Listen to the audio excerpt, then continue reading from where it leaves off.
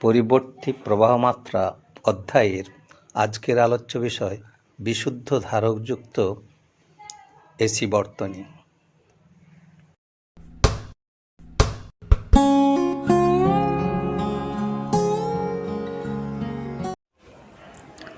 বিশুদ্ধ ধারকযুক্ত AC circuit.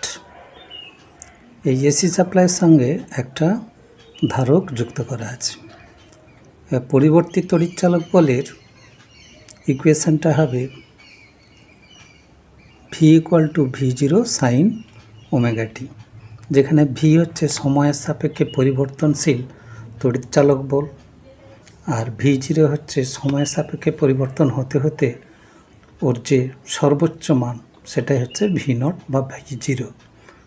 Omega হচ্ছে কৌণিক বেগ, টি হচ্ছে একটা নির্দিষ্ট মুহূর্ত, যে মুহূর্তে ওই তাৎক্ষণিক তড়িৎচালক বল বা বিভব পতন ভি নির্ণীত হচ্ছে।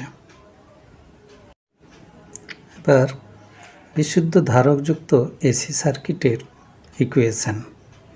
বর্তনীতে প্রযুক্ত তড়িৎচালক বল সমান হবে ধারকে যে বিভব পতন ঘটবে। এটা কিরচপের ভোল্টেজের বদ্ধপুর পথ সূত্র থেকে পাওয়া যায়। এই সমীকরণ থেকে এসি প্রবাহের রাশিমালা নির্ণয় করা যায়। ভি সমান ভিসি, বা আমরা ভিসি সমান লিখতে পারি ভি, মানে ধারকে বিভব পতন সমান সরবরাহ করা তড়িৎচালক বল। উভয় পক্ষে ধারকত্ব দিয়ে গুণ করে দিলে আমরা পাবো সিভিসি সমান সিভি। সিভিসি সমান কিউ, এটা হচ্ছে তাৎক্ষণিক আধান টি সময়ের, সমান CV0, এটা হলো সর্বোচ্চ আধান। এবার এদের এই ইকুয়েশনের ডেরিভেটিভ করলে আমরা পাবো ডিকিউ সমান ওমেগা CV0 কস ওমেগা টি ডিটি। এবার ডিকিউ বাই ডিটি সমান আমরা জানি প্রবাহ মাত্রা, তারপর ডিকিউ বাই ডিটি যদি বের করি, আর এটাকে যদি আমরা V0 বাই আনতে চাই, তাহলে V0 by 1 by omega C হচ্ছে। এই 1 বাই ওমেগা সিকে বলা হবে ধারকীয় প্রতিঘাত, যা রোধের সমতুল্য, এ কারেন্টকে বাধা দেয়। এখানে কস ওমেগাটিকে আমরা লিখতে পারি সাইন ওমেগাটি প্লাস পাই বাই 2, কারণ এটা ভোল্টেজের সঙ্গে সমদশায় আছে কি না বোঝার জন্য আমাকে সাইন ফাংশানেই আনতে হবে, আর সাইন ফাংশানে আনতে হবে এবং ওমেগাটিকে পজিটিভ হতে হবে। সেই জন্য আমাদের এখানে ওমেগাটি প্লাস পাই বাই 2 বসাতে হবে। তাই এখান থেকেই বোঝা গেল কারেন্টটা ভোল্টেজের সাপেক্ষে 90 ডিগ্রি এগিয়ে আছে, দশায় 90 ডিগ্রি এগিয়ে আছে কারেন্ট। ধারকীয় প্রতিঘাত ক্যাপাসিটিভ রিঅ্যাক্ট্যান্স, এটাকে এক্সি দ্বারা ডিনোট করা হয়। এক্সি সমান হচ্ছে 1 বাই ওমেগা সি। এই 1 বাই ওমেগা সি ডিসিতে যে রোধের যা ভূমিকা, এরও তাই ভূমিকা। এদেরও একক আমরা যদি নির্ণয় করি দেখা যাবে ওহমই বেরোবে, ওহমের এককের সমান হবে এবং মাত্রাটাও ওহমের মাত্রার সমান হবে। এবার কম্পাঙ্কের সঙ্গে প্রতিঘাতের সম্পর্ক কী বা লেখচিত্র কী হবে দেখা যাক। এখানে এক্সি ধারকীয় প্রতিঘাত সমান 1 বাই ওমেগা সি। ওমেগার মান যদি টোয়াইস পাই এফ লিখি, এফ হচ্ছে কম্পাঙ্ক, তাহলে হবে এক্সি সমান 1 by twice pi f C. তা এখানে দেখা যাচ্ছে হরে এফ আছে এবং লবে এক্সি আছে, তাহলে এদের মধ্যে ব্যস্তানুপাতিক সম্পর্ক। সুতরাং লেখচিত্রটা হবে আয়তকার পরাবৃত্ত। এখানে এসি সিগন্যালের কম্পাঙ্ক এফ যদি খুব বেশি হয় তাহলে কি হবে, প্রতিঘাতটা খুব কম হবে। তার ফলে উচ্চ কম্পাঙ্কের এসি প্রবাহ ধারকের মধ্য দিয়ে সহজেই পাস করে যাবে। সেই জন্য এটাকে বলা হবে বাইপাস কন্ডেন্সার। আর যদি কম্পাঙ্ক খুব কম হয় তাহলে আর প্রতিঘাত খুব উচ্চ হবে, যেহেতু ব্যস্তানুপাতিক, তাহলে নিম্ন কম্পাঙ্কের এসি সিগন্যাল ধারকের মধ্য দিয়ে পাস হবে না। সেই জন্য এই ধারককে বলা হবে অবরোধ ধারক। আবার ডিসির ক্ষেত্রে কোনো এরকম ওঠা বাড়া নেই, কারেন্টের স্থির মানের থাকে, তার মানে এর কম্পাঙ্কটা শূন্য। তাহলে কম্পাঙ্ক শূন্য হলে প্রতিঘাতটা কী হবে? অসীম হবে। তাহলে কোনো ডিসি বর্তনীতে যদি আমরা ধারক লাগাই তার মধ্য দিয়ে কোনো কারেন্ট পাস করবে না, অথচ এসি বর্তনীতে যদি আমরা ধারক ব্যবহার করি তার মধ্য দিয়ে উচ্চ কম্পাঙ্কের এসি সিগন্যাল পাস হবে বা প্রবাহিত হতে থাকবে। এই বিশুদ্ধ ধারকযুক্ত এসি বর্তনীতে এসি ভোল্টেজ এবং এসি কারেন্টের তাৎক্ষণিক রাশিমালা পেলাম, যেখানে উভয়ের দশা একজনের ওমেগাটি আর কারেন্টের হচ্ছে ওমেগাটি প্লাস π/2। তার মানে এদের উভয়ের ওমেগাটা একই, অর্থাৎ ভোল্টেজ ও প্রবাহ মাত্রা উভয়ের কৌণিক বেগ সমান, তথা এদের কম্পাঙ্ক ও পর্যায়কাল একই হবে। এই সমীকরণ দুটি থেকে দেখা যাচ্ছে কারেন্টের দশা ভোল্টেজের দশার থেকে 90 ডিগ্রি এগিয়ে। সেরকম বিপরীত ক্রমে বলা যায় যে কারেন্টের সাপেক্ষে ভোল্টেজের দশা 90 ডিগ্রি পিছিয়ে। এখানে সাপ্লাই করা এসি ভোল্টেজ এবং ধারকে যে কারেন্ট প্রবাহিত হচ্ছে, এদের দুজনের একটা লেখচিত্র দেখানো হচ্ছে, ওয়েভ ফর্ম দেখানো হচ্ছে। এখানে দেখা যাবে 0 সময়েই কারেন্ট সর্বোচ্চ মান পাচ্ছে, তার T/4 সময় পরে, টি বলতে এখানে পর্যায়কাল, মানে পর্যায়কালের 1/4 সময় পরে ভোল্টেজটা ম্যাক্সিমাম মান হচ্ছে। তার মানে পরে ভোল্টেজটা ম্যাক্সিমাম মান হচ্ছে, তাহলে কারেন্টের সাপেক্ষে ভোল্টেজটা পিছিয়ে আছে। অথবা আমরা যদি ভাবি যে ভোল্টেজটা যখন শীর্ষমান পাচ্ছে তার আগেই, সেটা টাইমটা হচ্ছে T/4 সময় পরে, তার আগেই 0 সময়ে কারেন্ট কী হয়েছে? ম্যাক্সিমাম মান পেয়েছে। তাহলে এটা থেকেই বোঝা যাচ্ছে ভোল্টেজের সাপেক্ষে কারেন্টটা এগিয়ে আছে, অথবা কারেন্টের সাপেক্ষে ভোল্টেজটা পিছিয়ে আছে। এটা যদি আমরা মিনিমাম মান দিয়েও দেখি, মিনিমাম মানেও আমরা দেখতে পাবো যে প্রথমেই ওই নীল রঙের ম্যাক্সিমাম মিনিমাম হচ্ছে নীল রঙের কারেন্টটা, তারপরেই লাল রঙের ভোল্টেজটা ম্যাক্সিমাম মান হচ্ছে তার 90 ডিগ্রি দশা পরে বা T/4 সময় পরে। তাই এই লেখচিত্র থেকেই বোঝা যাবে যে কিভাবে ভোল্টেজের সাপেক্ষে কারেন্টটা এগিয়ে আছে অথবা কারেন্টের সাপেক্ষে ভোল্টেজটা পিছিয়ে আছে।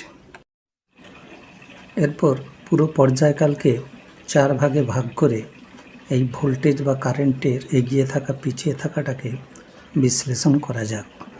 যখন শূন্য দশায়, যখন সময় সমান 0, তখন কারেন্টের মান পজিটিভ দিকে ম্যাক্সিমাম এবং ভোল্টেজের মান তখন 0। এরপর π/2 দশায় বা পুরো পর্যায়কালের 1/4 সময়ে ভিটা পজিটিভ দিকে ম্যাক্সিমাম হবে, কিন্তু কারেন্টটা সেই সময় 0 হবে। এরপরে পাই দশায় বা পর্যায়কালের অর্ধেক সময় পরে V0 হবে, কারেন্টটা নেগেটিভ দিকে ম্যাক্সিমাম হবে। এরপর 3π/2 দশায় বা পুরো পর্যায়কালের 1/4 3 গুণ সময়ে ভিটা নেগেটিভ দিকে ম্যাক্সিমাম হবে এবং কারেন্টটা তখন 0 হবে। এরপর 2π দশায় বা পুরো পর্যায়কাল সময়ে ভি এর মানটা যখন 0, তখন কারেন্টের মানটা পজিটিভ দিকে ম্যাক্সিমাম হবে। এরপর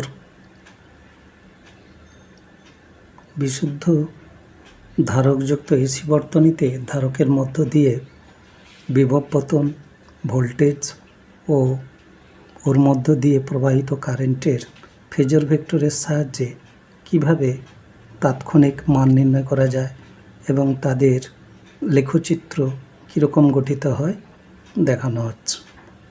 এখানে ভোল্টেজের সাপেক্ষে প্রবাহ মাত্রাটা সবসময় 90 ডিগ্রি এগিয়ে আছে।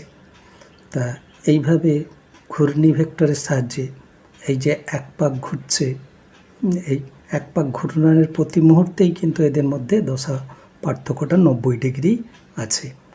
কারেন্টটা সবসময় 90 ডিগ্রি এগিয়ে আছে। তা এখান থেকে আমরা তাৎক্ষণিক মানটা নির্ণয় করতে পারি। ভোল্টেজের ফেজর ভেক্টরকে এক্স অক্ষ বরাবর যদি রাখার পরে আমরা যদি টি সময় আবার ঘূর্ণন শুরু করাই, তাহলে যে কোনো মুহূর্তে তার দুটোর রাশিমালা কী হবে আমরা দেখতে পারি। টি সময় পরে ভোল্টেজ ওয়াই অক্ষের উপর যে প্রক্ষেপটা বা যে উপাংশটা হবে সেটা হবে V0 সাইন ওমেগা টি। এটাই হলো উহার তাৎক্ষণিক মান। আর কারেন্টের ক্ষেত্রে ওই সময় কারেন্ট ওয়াই অক্ষের উপর যে প্রজেকশানটা তৈরি করলো সেটা হবে, ওদের মধ্যেকার অ্যাঙ্গেল তখন হবে ওমেগা টি প্লাস 90 ডিগ্রি। তার মানে ওদের প্রক্ষেপটা হবে I0 সাইন ওমেগা টি প্লাস 90 ডিগ্রি। এবার এদের তাৎক্ষণিক ক্ষমতা সমান তাৎক্ষণিক ভোল্টেজ এবং তাৎক্ষণিক কারেন্ট। এদের মানটা আমরা যদি বসাই V0 সাইন ওমেগা টি ইন্টু I0 সাইন ওমেগা টি প্লাস π/2, তাই এখান থেকে এক্সপ্রেশনটা আমাদের বেরোবে P0 half twice omega t কস ওমেগা টি, তা P0/2 sign twice omega t. তাই এখানে সাইন টোয়াইস ওমেগা টি থাকার ফলে কম্পাঙ্কটা কী হবে, দ্বিগুণ হবে। তাহলে ভোল্টেজ বা কারেন্টের যা কম্পাঙ্ক ওমেগা, সেখানে একটা কম্পাঙ্ক, কিন্তু এখানে টোয়াইস ওমেগা হয়, কম্পাঙ্কটা দ্বিগুণ হয়ে যায়। সেই জন্য পাওয়ারের লেখচিত্রে আমরা দেখতে পাবো যে তার একটা ভোল্টেজের পূর্ণচক্রে আমরা ক্ষমতার দুখানা পূর্ণচক্র দেখতে পাবো। এই লেখচিত্র দেখলেই পরিষ্কার বোঝা যাবে। এবার গড় ক্ষমতা। যেহেতু তাৎক্ষণিক ক্ষমতার কোনো গুরুত্ব নেই, সেই জন্য আমাদের গড় ক্ষমতাটা নির্ণয় করতে হবে। গড় ক্ষমতাটা কীভাবে পাওয়া যাবে? একটা পূর্ণচক্রের ক্ষুদ্র সময়ের যেটা টেন্স টু 0, সেই ক্ষুদ্র সময়ের পাওয়ারগুলোকে যোগ করে, অর্থাৎ ইন্টিগ্রেশন করে যে যোগফলটা পাওয়া যাবে তাকে আমরা পূর্ণ পর্যায়কাল দিয়ে ভাগ করলে আমরা গড় ক্ষমতাটা পেয়ে যাব। ওইভাবে ইন্টিগ্রেশন করার পর যে গড় ক্ষমতাটা পাওয়া যায় সেটা 0 পাওয়া যায়। তাহলে বিশুদ্ধ ধারকীয় এসি সার্কিটে কোনো ক্ষমতা ব্যয় হয় না, মানে এটাকে ক্ষমতাবিহীন প্রবাহ বলা হয়।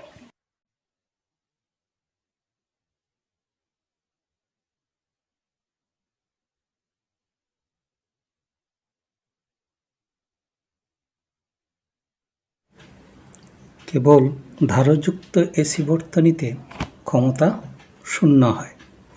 এর তাত্ত্বিক ব্যাখ্যা হলো, যখন তড়িৎ উৎস থেকে পূর্ণ পর্যায়কালের 1/4 সময়ে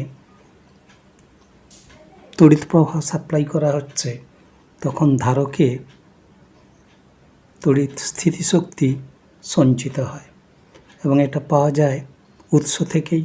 তড়িৎ উৎসই এটা সরবরাহ করে বা ক্ষমতাটা সাপ্লাই করে, এবং পরের 1/4 সময়ে কি হয়, এই সঞ্চিত তড়িৎ শক্তি আবার উৎসেই ফিরে আসে।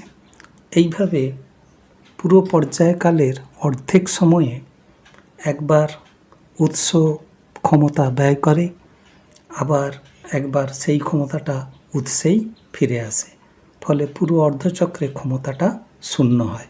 পরের অর্ধচক্রেও একই ব্যাপারটা ঘটে। উৎস ক্ষমতা ব্যয় করে তড়িৎ শক্তি সঞ্চয় করার জন্যে, আবার ওই তড়িৎ শক্তিটাই কী করে, পরের 1/4 অংশে উৎসেই ক্ষমতাটাকে ফিরিয়ে দেয়। তাই টোটাল ক্ষমতাটা 0 হয়। Thank you for watching.